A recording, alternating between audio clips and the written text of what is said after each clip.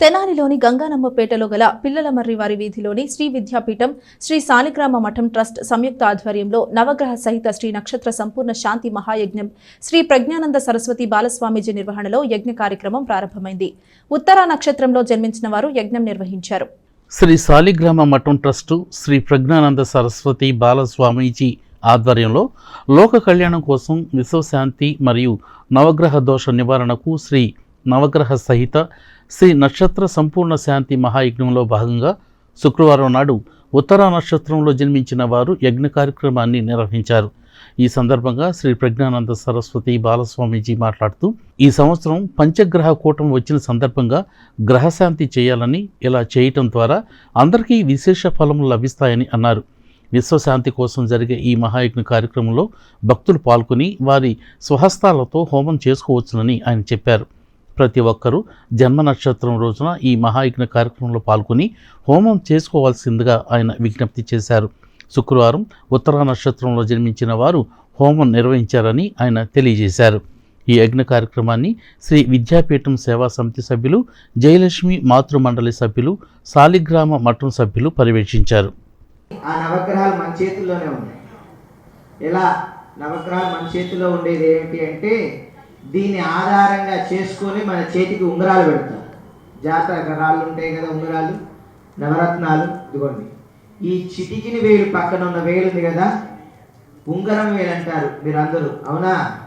ఆ వేలు సూర్యుడికి, చంద్రుడికి, కుజుడికి సంబంధించిన వేలు. సూర్యుడు, చంద్రుడు, కుజుడికి సంబంధించిన వేలు. తర్వాత ఈ చిటికిని వేలు ఏదైతే ఉందో అది బుధుడు. తర్వాత ఈ చూపుడు వేలు ఏదైతే ఉందో ఆయన బృహస్పతి, గురువు. అంటాం అంటే శాసిస్తాం, అవునా? చెప్పేవాళ్ళు ఎవరు? పెద్దవాళ్ళు తప్పు ఒప్పు చెప్పేవాళ్ళు ఎవరు? గురువు. ఈయనెవరు? గురువు. ఈ సాక్షిగా ఉండే ఆయన ఎవరు అంటే శుక్రుడు. ఎవరు? శుక్రుడు.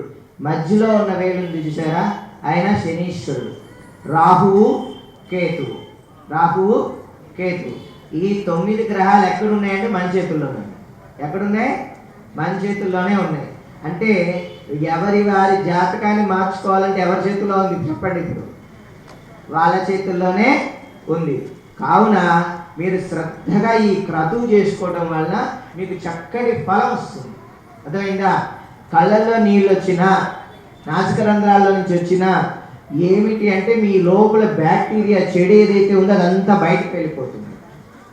నిన్న కూడా చెప్పాను, డాక్టర్ గారి దగ్గరికి వాంతులు అవుతున్నాయని వెళ్ళామనుకోండి, మన డాక్టర్ గారు కూడా ఇక్కడే ఉన్నారు మస్తానంగా.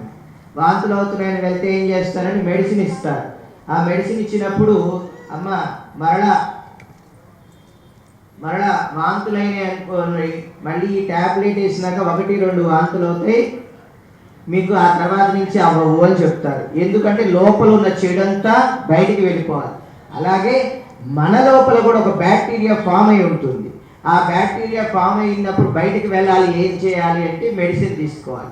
అది తీసుకోలేని స్థితి ఉన్నప్పుడు మనం గ్రహించకపోతే ఈ యజ్ఞ యాగాది క్రతువులు చేసినప్పుడు దాంట్లో నుంచి మనకు తెలియని ఒక కాస్మెటిక్ ఎనర్జీ పవర్ ప్రకృతి నుంచి ఎలా అయితే వస్తుందో ఆ ప్రకృతి నుంచి వచ్చిన ద్రవ్యాలు కాబట్టి ఆ వాసనని, ఆ యొక్క స్థితిని మనం గ్రహించడం మూలాన మన లోపల చెడు ఏదైతే ఉందో అదంతా కూడా బయటికి వెళ్ళిపోతుంది అనమాట.